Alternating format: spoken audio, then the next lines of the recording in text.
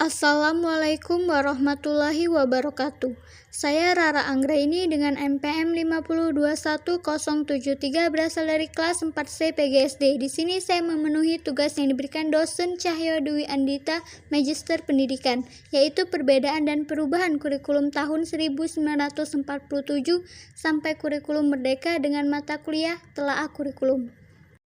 Landasan kurikulum. 1. Landasan filosofis. Landasan pengembangan kurikulum yang pertama adalah landasan filosofis yang berkaitan dengan hakikat dan filsafat dan juga pendidikan. Filsafat atau pandangan hidup dalam dunia pendidikan bertujuan untuk memberikan arah bagi peserta didik dalam belajar. Ketika memiliki arah belajar yang jelas, peserta didik dapat mengeksploitasi kemampuan yang ada di dalam dirinya sehingga dapat mencapai hasil yang terbaik. 2. Landasan psikologis. Perilaku merupakan bagian yang tidak dapat dipisahkan dari belajar. Interaksi antar individu akan terjadi dalam lingkungan belajar, yaitu lingkungan fisik dan lingkungan sosial. Perubahan akan tercipta pada individu untuk mencapai kedewasaan dalam hidup, mulai dari kedewasaan fisik, emosional, mental, intelektual, sosial, dan moral. Pendidikan memang proses untuk mengubah perilaku individu agar lebih baik, tetapi tidak semua perubahan itu terjadi karena adanya pembelajaran.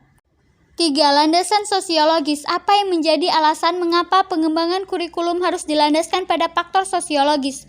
Hal ini dikarenakan peserta didik merupakan individu sosial yang erat kaitannya dengan interaksi di lingkungan sosial sekitarnya berupa masyarakat. Nilai-nilai yang didapatkan selama proses belajar mengajar harus sesuai dengan nilai-nilai yang berkembang dalam masyarakat dalam membangun kehidupan. 4. Fleksibilitas. Kurikulum harus dapat mempersiapkan anak untuk kehidupan sekarang dan yang akan datang, di sini dan di tempat lain. Bagi anak yang memiliki latar belakang dan kemampuan yang berbeda, hal ini berarti bahwa kurikulum harus berisi hal-hal yang solid, tetapi dalam pelaksanaannya memungkinkan terjadinya penyesuaian-penyesuaian berdasarkan kondisi daerah, waktu maupun kemampuan dan latar belakang anak. 5. Landasan ilmu pengetahuan dan teknologis. Perkembangan ilmu pengetahuan dan teknologi telah mengalami banyak perubahan dibandingkan dengan waktu pertama kali berkembang beberapa abad lalu. Ilmu pengetahuan dan teknologi saat ini banyak didasari oleh penemuan pada abad pertengahan oleh tokoh-tokoh terkenal di bidang-bidang tertentu. Prinsip-prinsip dalam pengembangan kurikulum menurut Profesor Dr. Nana Syawidi Sukmadinata terdiri dari dua hal yaitu prinsip-prinsip umum dan prinsip-prinsip khusus. Prinsip-prinsip umum meliputi 1. Referensi. Dalam hal ini dapat dibedakan referensi keluar yang berarti bahwa tujuan, isi, dan proses belajar harus relevan dengan tuntutan kebutuhan dan perkembangan masyarakat, dan referensi ke dalam berarti bahwa terdapat kesesuaian atau konsistensi antara komponen-komponen kurikulum, yaitu antara tujuan, isi, proses penyampaian, dan penilaian yang menunjukkan keterpaduan kurikulum. 2. Kontinuitas. Terkait dengan perkembangan dan proses belajar anak yang berlangsung secara berkesinambungan, maka pengalaman belajar yang disediakan kurikulum juga hendaknya berkesinambungan antara satu tingkat kelas dengan kelas lainnya, antara satu jenjang pendidikan dengan jenjang lainnya, serta antara jenjang pendidikan dengan pekerjaan. 3. Praktis atau efisiensi. Kurikulum harus praktis, mudah dilaksanakan, menggunakan alat-alat sederhana dan biayanya murah. Dalam hal ini, kurikulum dan pendidikan selalu dilaksanakan dalam keterbatasan, baik keterbatasan waktu, biaya, alat maupun personalia. 4. Efektivitas berkenaan dengan keberhasilan pelaksanaan kurikulum baik secara kuantitas maupun kualitasnya. Kurikulum merupakan penjabaran dari perencanaan pendidikan dari kebijakan-kebijakan pemerintah.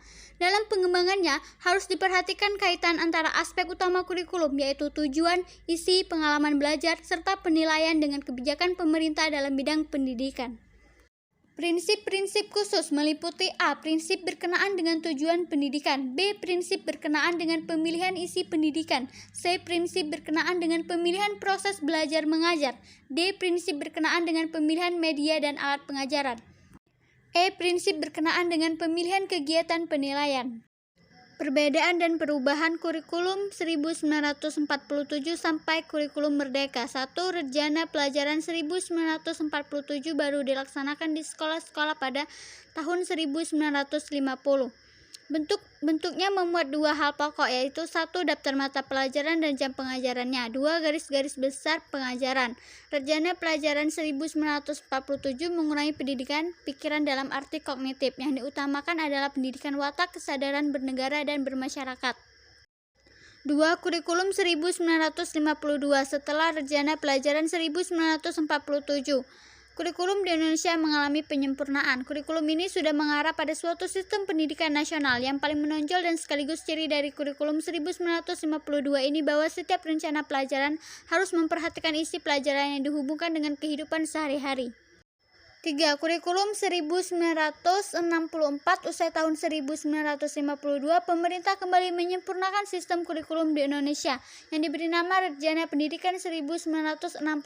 Pokok-pokok pikiran kurikulum 1964 yang menjadi ciri dari kurikulum ini adalah bahwa pemerintah mempunyai keinginan agar rakyat mendapat pengetahuan akademik untuk pembekalan pada jenjang SD sehingga pembelajaran dipusatkan pada program Pancawardhana.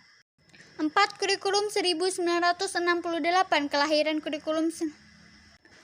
Kurikulum 1968 kelahiran kurikulum 1968 bersifat politis, yaitu mengganti Rencana Pendidikan 1964. Kurikulum 1968 bertujuan 4. Kurikulum 1968 kelahiran kurikulum 1968 bersifat politis, yaitu mengganti Rencana Pendidikan 1964. Kurikulum 1968 bertujuan faktor tujuan tetap penting. Kurikulum ini juga sering disebut kurikulum 1975 yang disempurnakan posisi siswa ditempatkan sebagai subjek belajar. Dari mengamati sesuatu, mengelompokkan, mendiskusikan. 7. Kurikulum 1994 merupakan hasil upaya untuk memadukan kurikulum-kurikulum sebelumnya. Sayangnya perpaduan antara tujuan dan proses belum berhasil sehingga banyak kritik berdatangan disebabkan oleh beban belajar siswa dinilai terlalu berat dari muatan nasional sampai muatan lokal. 8. Kurikulum 2004 disebut KBK. KBK memiliki ciri-ciri sebagai berikut. A. Menekankan pada ketercapaian kompetensi siswa baik secara individual maupun klasikal. B. Berorientasi pada hasil belajar dan keberagaman. C. Penyampaian dalam pembelajaran menggunakan pendekatan dan metode yang bervariasi. D. Sumber belajar bukan hanya guru, tetapi juga sumber belajar lainnya yang memenuhi unsur edukatif. E. Penilaian menekankan pada proses dan hasil belajar dalam upaya penguasaan atau pencapaian suatu kompetensi. 9. Kurikulum 2006 disebut KTSP, tinjauan dari segi isi dan proses pencapaian target kompetensi pelajaran oleh siswa hingga teknis evaluasi tidaklah banyak perbedaan dengan kurikulum 2004. Perbedaan yang paling menonjol adalah guru lebih diberikan kebebasan untuk merencanakan pembelajaran sesuai dengan lingkungan dan kondisi siswa serta kondisi sekolah berada. 10. Kurikulum 2013 pemerintah melakukan pemetaan kurikulum berbasis kompetensi yang pernah diuji cobakan pada tahun 2004. Kompetensi dijadikan acuan dan pedoman bagi pelaksanaan pendidikan untuk mengembangkan berbagai ranah pendidikan, pengetahuan, keterampilan, dan sikap dalam seluruh jenjang dan jalur pendidikan, khususnya pada jalur pendidikan sekolah. 11. Kurikulum Merdeka. Kurikulum Merdeka adalah metode pembelajaran yang mengacu pada pendekatan bakat dan minat. Para pelajar dapat memilih pelajaran apa saja yang diinginkan dipelajari sesuai passion yang dimilikinya. Itulah penjelasan yang dapat saya sampaikan. Jika ada salah kata, saya mohon maaf. Kepada Allah saya mohon ampun. Saya akhiri. Wassalamualaikum warahmatullahi wabarakatuh.